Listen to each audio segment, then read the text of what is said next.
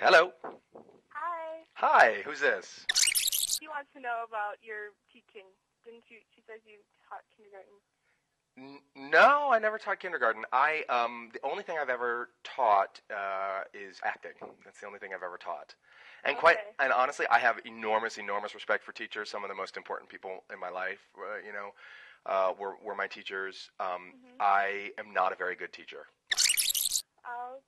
I won't see you later. Goodbye. All right, bye. Hi, Yuri. How are ya?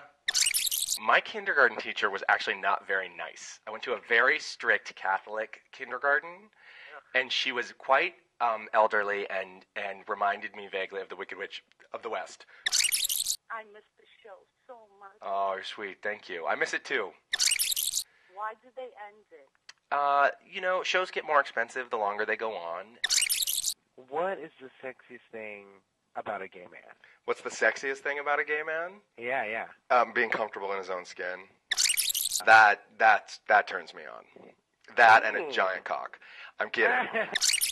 What about aesthetically, like a V-shaped torso or like just purely body parts? Yeah. All right, just so you people know what the people sitting in this chair sign up for, I'm going to read you a section of the release form. This is the release that you have to sign in order to sit in this chair and be on this show. This is the gotcha paragraph. I understand that I may reveal and or relate, and that other parties, including other interviewees and members of the crew rendering services in connection with the show, may reveal and or relate information about me of a personal, private, intimate, surprising, defamatory, disparaging, embarrassing, or unfavorable nature that may be factual and or fictional.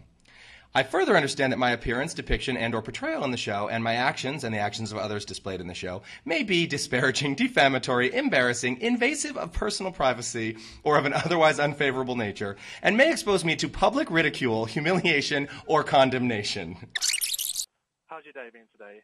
You know what? It's been lovely. I got up. I had a good workout at the gym. I got to watch a little bit of the U.S. Open this morning, and now I'm here talking to you. What could be better?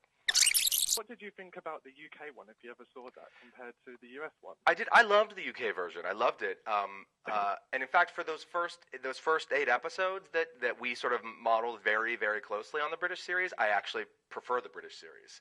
Yeah. I hope Dan and Ron aren't watching. I've had some coffee and some water, which means I have to pee. So I will be back in a shake. Got it.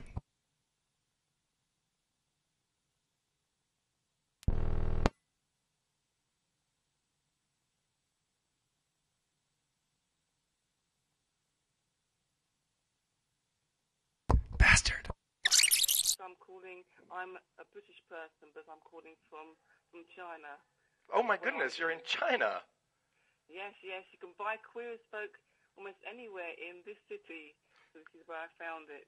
Really? That's fantastic. Well, sort of fantastic. I don't know if they're legal ones that you can get here, but I'm sure they're not, but I actually am glad that I'm just glad that it's getting out in China, because I got to say I didn't expect that. How was it getting Showtime to show your film?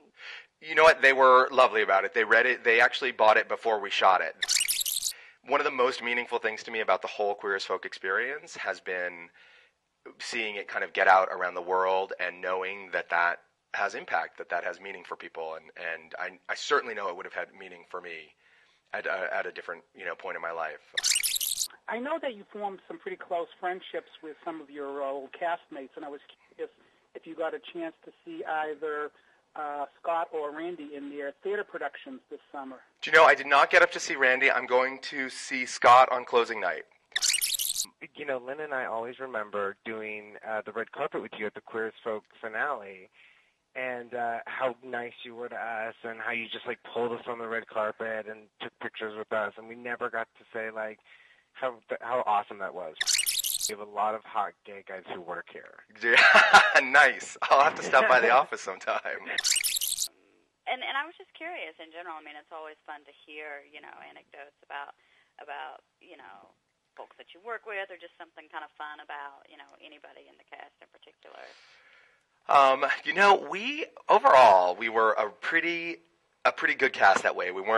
Nobody was really, really difficult. Nobody was really obnoxious. Well, one person was kind of obnoxious, but I won't tell you who.